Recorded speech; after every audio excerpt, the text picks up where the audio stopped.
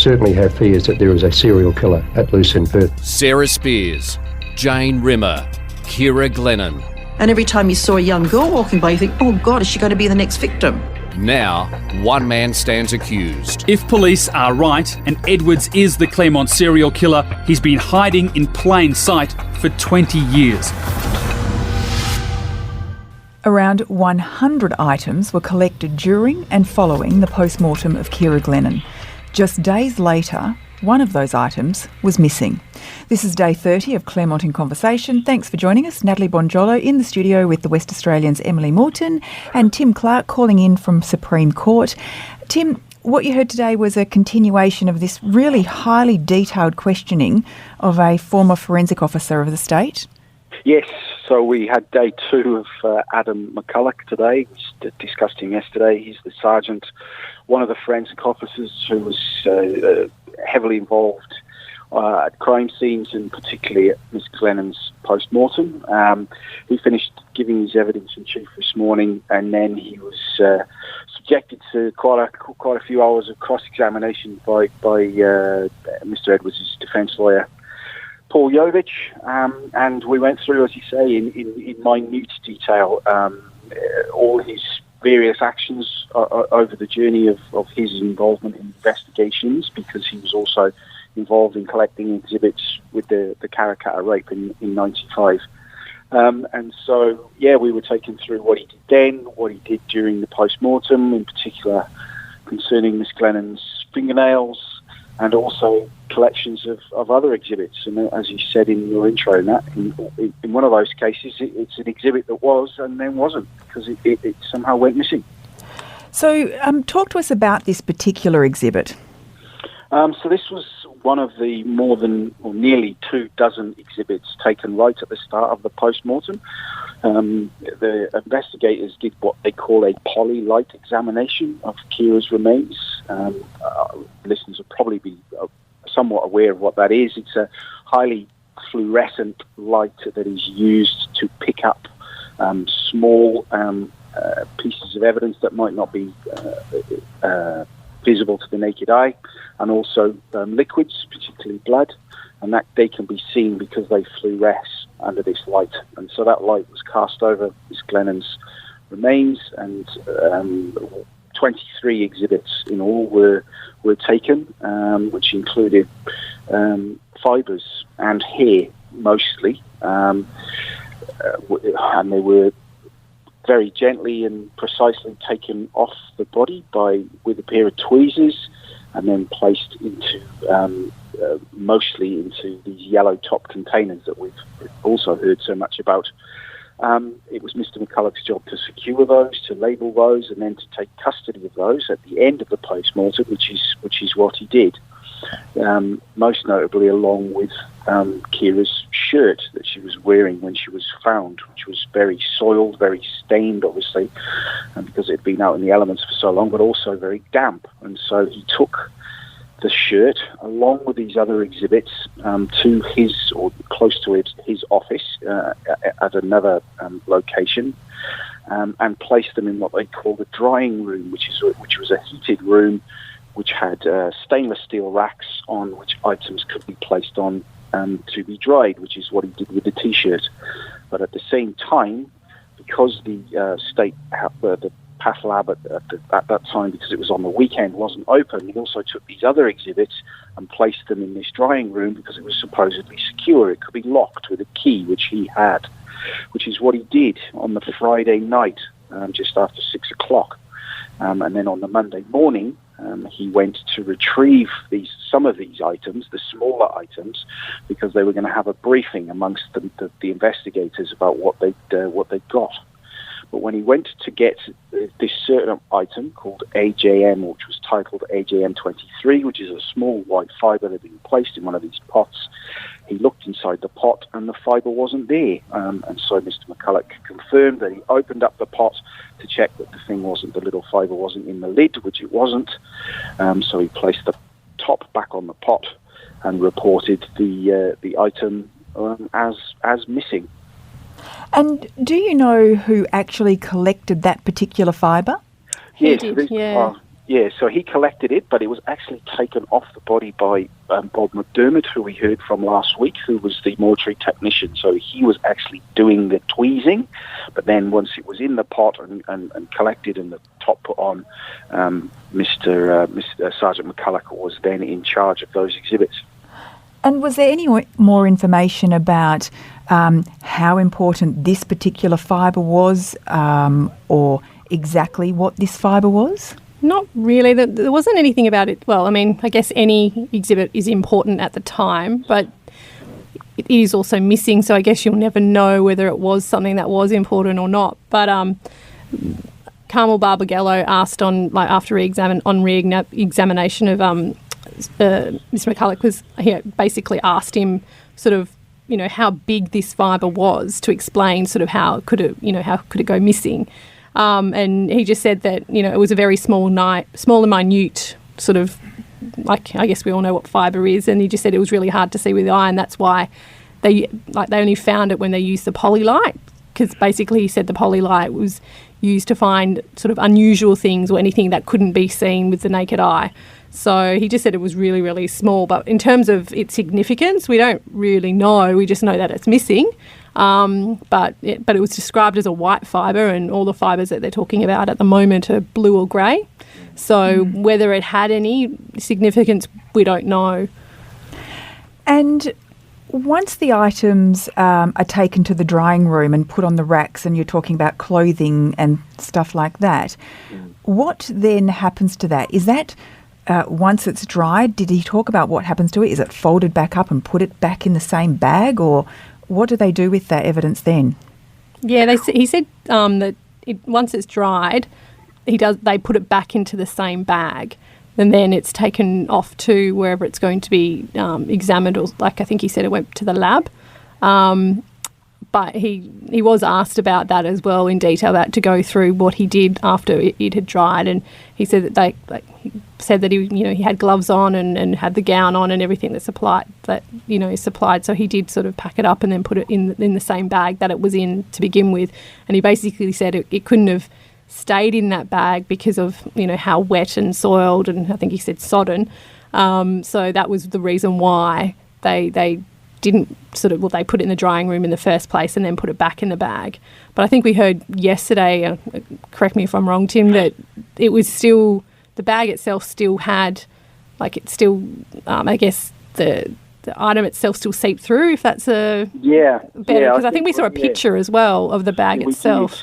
We did, Em, and the bag itself, we did see a picture of it yesterday, and I suppose the bag itself becomes part of the evidence when it contains such an important item, and we know this item is going to be important because there were subsequently fibres allegedly found on it after it went over to America and was examined by the FBI over there.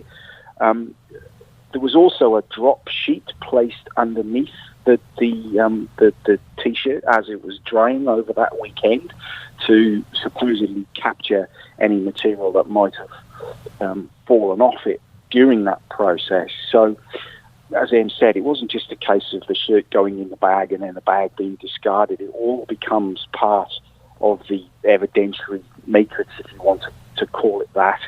And ironically, it is tiny little fibres that were subsequently scraped from that shirt that are some of the critical exhibits, because they're all said to be the blue fibres that allegedly come from Mr. Edwards' work pants and shorts.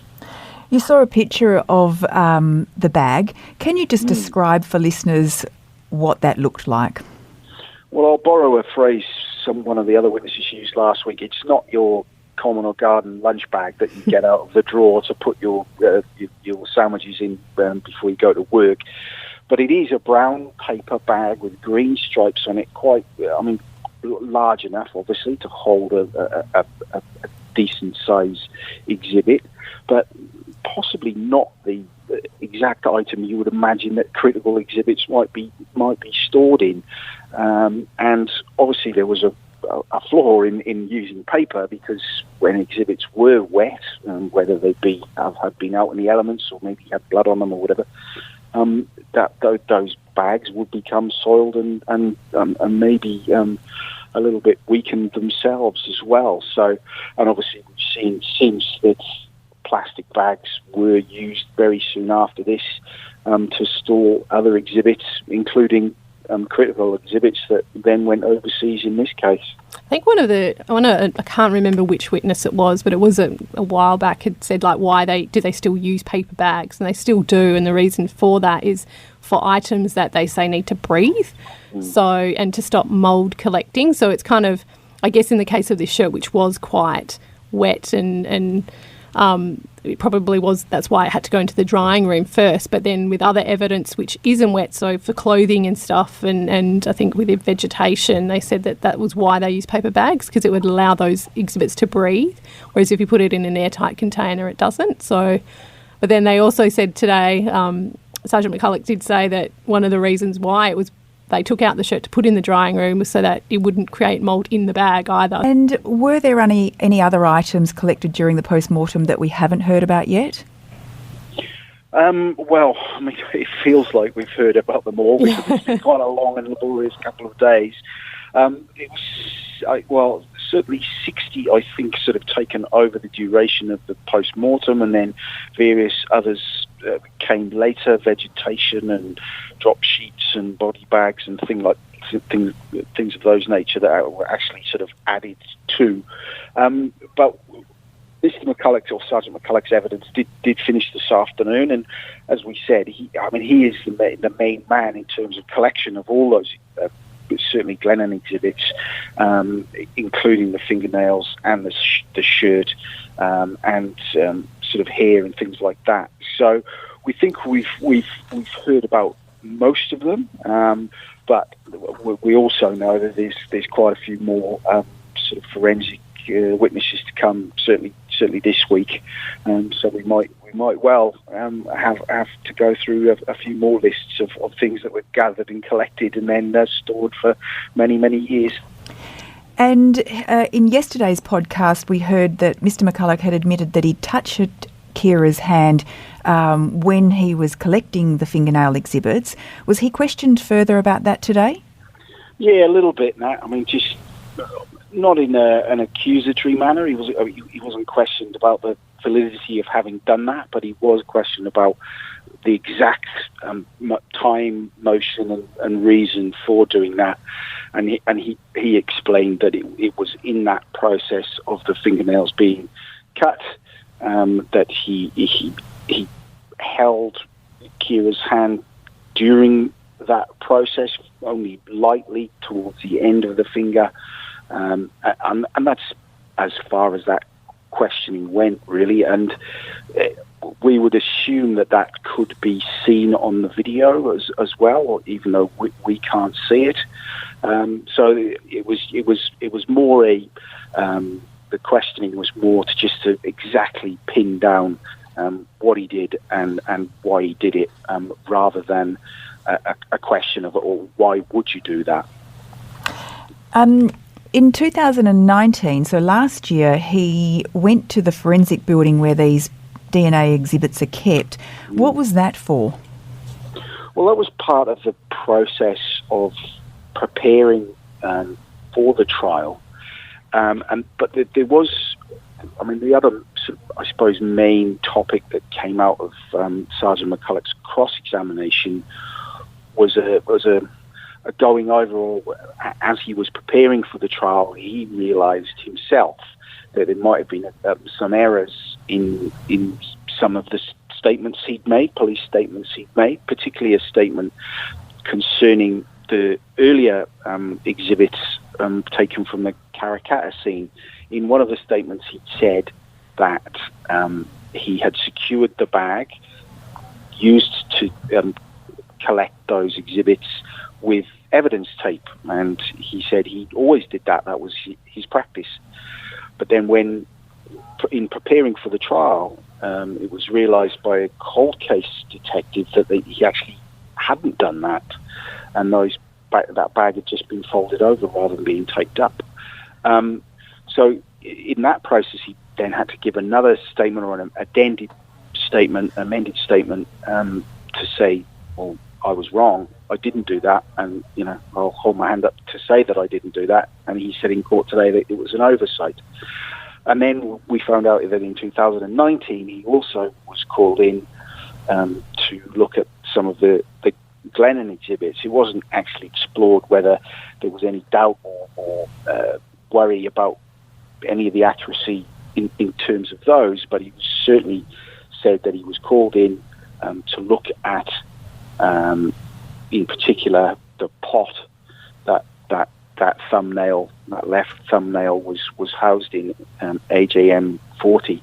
I think they actually said in court today that pot was empty as well, but I don't think there's anything concerning about that, because AJM 40, the fingernail was so small.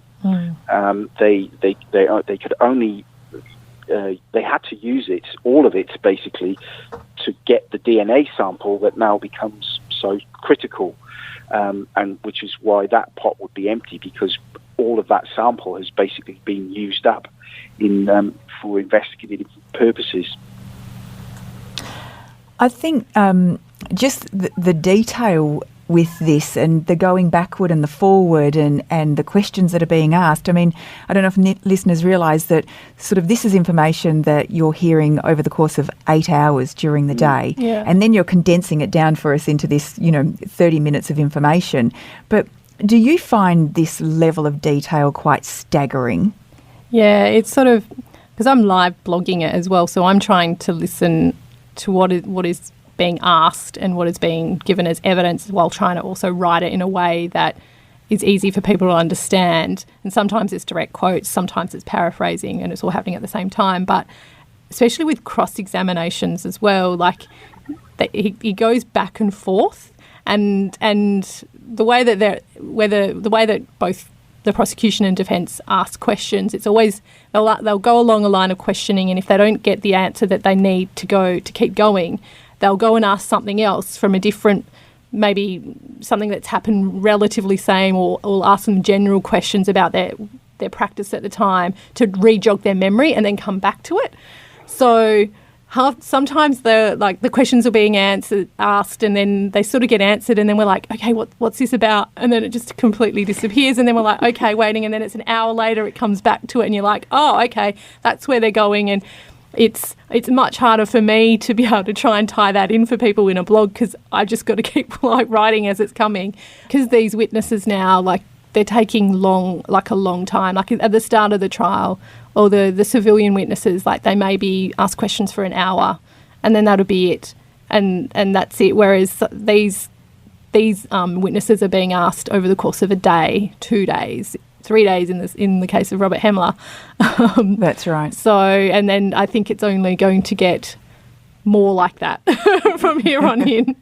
Yeah, I'm not going to lie. I mean, it is tedious at times. It is laborious. I mean, and that sounds extraordinary given the subject matter.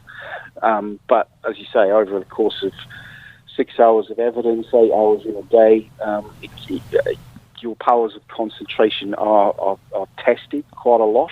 The exhibits that Mr. Jovich particularly has been focusing on, but we don't really know in what context he's focusing on them yet, because we haven't got the full defence picture yet, because he doesn't want to disclose it all yet. So we're trying to use our powers of deduction a little bit, trying to bring it all together. And sometimes it is difficult because of the level of detail. But as we discussed with Damien on Monday, it's absolutely essential that all this detail is gone over, because literally every stone needs to be overturned and looked under, so Justice Hall can get the full picture, so he can do his job at the end of the trial. I guess as each little piece of the jigsaw puzzle falls into place, you probably do have those little light bulb moments through the course of the day where you recollect something from earlier and you think, okay, I see where that's going now. Yeah, it does do that a little bit. And then just even with this, I was thinking with the witnesses who have to recall things from 23 years ago, I'm like, I can't even remember last week. And there's so much information coming through. So it's just, but every now and again you go, oh, I remember that was asked last week or the week before, and now we can see it. And we were just sort of discussing amongst all the journos today, sort of the line of questioning now, we're like, it could pop up in a month or two. Like all these questions that are being answered now, when it comes to when the defence finally sort of present their case, then maybe that's where some of this questioning is going to pop up. But we still don't really know. We're just sort of trying to listen, go, okay, and see where it goes, and hopefully that we try to understand it and try and present it in a way so that readers and listeners can understand as well. Yeah, it's a little bit like a paint-by-numbers picture at the moment, but we haven't really got all the numbers. We're trying to fill it in as we go. Yeah. But hopefully, certainly in a few months, we will have all the numbers and hopefully have all the colours that we can put together the picture that both sides want to present, and then it's up to, of course, Justice Hall to come to a conclusion and a verdict. And you were meant to hear from another mortuary witness today, but that didn't eventuate. What happened there? Just before, after Sgt McCulloch finished his evidence, Carmel Bawagello said to the judge, look, we were meant to have Tony White, who I think is the state mortuary manager now, to give evidence, but she said he was on call last night, so he had a call out at 2 a.m. and he was actually falling asleep outside the courtroom, and because Sgt McCulloch's evidence went for so long, she just said, look, he just wasn't in a position to give evidence today, so she sent him home. So we finished a little earlier than normal, which was nice for us, but he should be back on the stand tomorrow. So Justice Hall was like, yep, he was fine. He's like, yep, no, I understand. So, so we were meant to hear from him, but we're not sure. I think, I don't know, Tim, if you remember, like, how much he had to do with the post-mortems? Well, he was, as you say, he's a lot more senior now than he was then. We understand that he was one of the mortuary assistants, technicians, who assisted in some of the processes over that time, but we basically don't know. We haven't been given his full picture yet, or full role yet. We'll find that out tomorrow. We're not anticipating him to be a hugely important witness, but it's very important, obviously, that any witness is fit and ready and in a position to give the best evidence, the most truthful evidence, and the fullest evidence that they can. And so that's why the judge was quite understanding of Mr. White's position, given that he'd had a late night call out or an early morning call out, and then come straight to court. We'll be very interested to hear what he has to say tomorrow. Just moving on to some questions from listeners. We've had some questions from podcast listeners who are actually going into the court and watching proceedings, and they've told us that they've noticed Bradley Edwards is taking notes with his left hand. So a few of those people are asking if it's been brought up at any stage whether the injuries show a left or right-handed person inflicted them. I don't think so, but I expect that we will find that out in the coming days when the pathologists give evidence. I think when we get to that they'll maybe, but then I guess both bodies were decomposed. So when it came to Jane Rimmer, I think the initial conclusion was that it was that she couldn't determine her cause of death, but they mentioned that they did think it was possibly like it was a neck wound, but I don't know if they can, but then who knows? I mean, they're going to be giving the evidence over the next few days or even next week. So we may hear from whether that's I guess a finding that they were able to make, but we haven't heard it so far. Not that I'm aware of. And is it expected that Karen Margolius's statement will be read into the court? We're assuming it will, Nat, but they're very long and very detailed reports. It's not a statement as such, and I would be surprised if, certainly the prosecution would want to read something that long and that detailed into evidence. It will certainly go in as an exhibit, so Justice Hall can have his own reading of it. My impression is that it is more likely that sections of that report will be pored over and discussed with the other pathologists, who will then be able to give their expert opinion on her findings. It will also be interesting whether given it is an exhibit, and we as the media are permitted to request exhibits, whether anyone will have the gumption to maybe ask Justice Hall whether we might be able to get a look at that. I don't like our chances. I think I can anticipate the answer, but it is there. So it will certainly go before Justice Hall. Parts of it will certainly go before the trial, but in the context of other witnesses being asked about portions and conclusions, I think. Yeah, I mean, you can only imagine how much material is contained within those reports. It would be extraordinary. And sensitive and harrowing, and but potentially very revealing as well. Yeah. There's a variation of the same question that keeps popping up from listeners as well, and this is, have the police ever looked into the eastern suburbs for Sarah Spiers? Just wondering if both Jane and Ciara were found equidistant between each other south and north. Is there any info on where police searched for Sarah's body? Well, certainly not in the context of this trial. No, there hasn't been.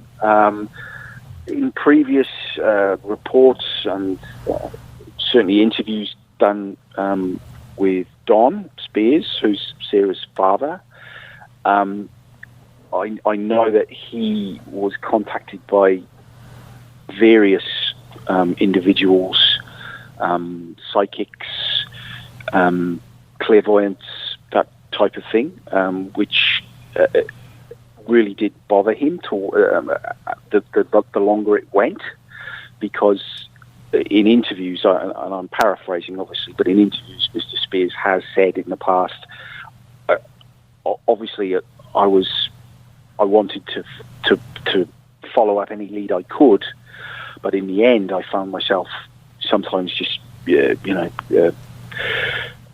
having to stop myself because it was so traumatic, because we get all these tips about where she might be from individuals that we'd never even met before. In terms of police, there has obviously been an extensive investigation into Sarah's disappearance, including, I'm sure, where her remains might be. But in terms of the trial, no, there hasn't been. And to be honest, the police over the years have been quite tight-lipped about where they have looked, for obvious reasons, investigative, operational, and sensitivity to the family. Yeah. I mean, and I think for those of us who live in Perth and live in this community, the location of Sarah has been the subject of such intense speculation over the past 23 years.